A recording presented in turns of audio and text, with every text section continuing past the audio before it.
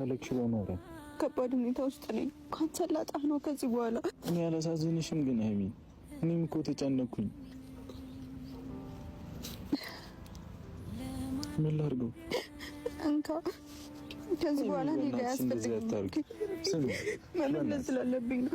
ይሄ ቀለበት እኔ ጋር ሆኖ ማይሆን ተስፋ እንዲሰጠኝ አልፈልግም። እንካ ለምንድን ነው የማሰማኝ? እኔ እኮ አንቺን ሀይሚ ማጣት አልፈልግም። ሀይሚ ምንም ነገር ልትሆን አትችልም። እንካ አላሳዝንህም?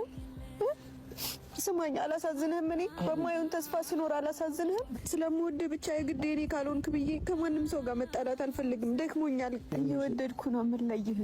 ደሰት ይራቅሽ የተባልኩ ሰው ሆኛለሁ እኔ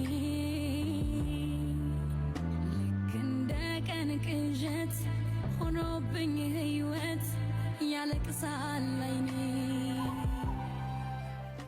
ሰላም እንዴት ናችሁ? ውድና የተከበራችሁ ቤተሰቦቻችን በጣም ክፍት ብሎኝ ነው የመጣሁት ዛሬ። ድብር ብሎኝ የሚያስጠላ ስሜት ውስጥ ሆኜ ነው የመጣሁት። እንደምታውቁት ያለውበት ሁኔታ በጣም ይደብራል።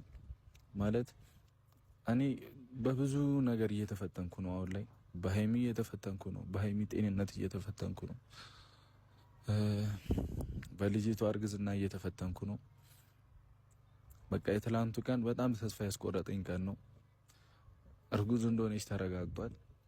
ግን ስቲል ነው የኔ እንደሆነ እያመንኩኝ አይደለምም አላምንምም። ግን ውጤቱ እንደሚያሳየው 26 ሳምንት ምናምን እርጉዝ እንደሆነች ነው የሚያሳየውና እኔ ግራ ገብቶኛል። እንዴት ላይክ በዚህ ልክ እኔ አላቅም እንዴት እንዲጨክና እንደመጣችሁ ለኔ ሊገባኝ አልቻለምና ብቻ ሁሉም ነገር ለበጎ ነው። በቃ በብዙ ነገር እየጨናነኩኝ ምናምን ነውና ቅመሜም በቃ በታመመኝ ሰዓት በጣም የሚያስጠላ ስሜት ውስጥ ነበርኩኝ። በዛ በኩል ከዩ ጋር ነገር ይፈጠራል፣ በዚህ በኩል ከቅመሜ ጋር ምናምን ታማብኝ ምናምን ብቻ በጣም ያስጠላሉና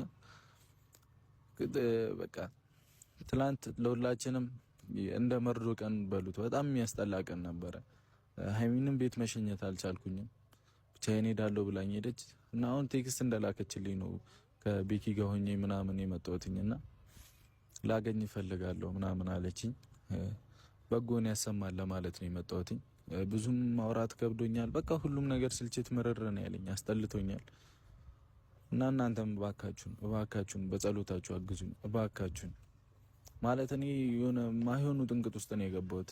ላይመስላችሁ ይችላል እንጂ በጣም ማይሆን እንቅልፍ አጥቻለሁ፣ ሰላሜን አጥቻለሁ ምናምን በጣም የሚያስጠላ ስሜት ውስጥ ነኝ። በጣም እኔ ሀይሚን ማጣትም መለየትም ከሷ ጋር ምናምን አልፈልግም። በቃ እኔ እንጃ ብዙ ጊዜ ተናግሬያለሁ። ከቅመሜ ጋር በጣም ጥሩ ጊዜዎችን ነው የምናሳልፈው። በጣም ነው የምወዳት፣ በጣም ነው ማስብላት፣ በጣም ነው የምታስብልኝ ምናምን የነበረውና እንደዚህ ደግሞ የሆነ በድሮ ፍቅረኛችሁ እንደዚህ ስትደረጉ ምናምን ይከብዳል።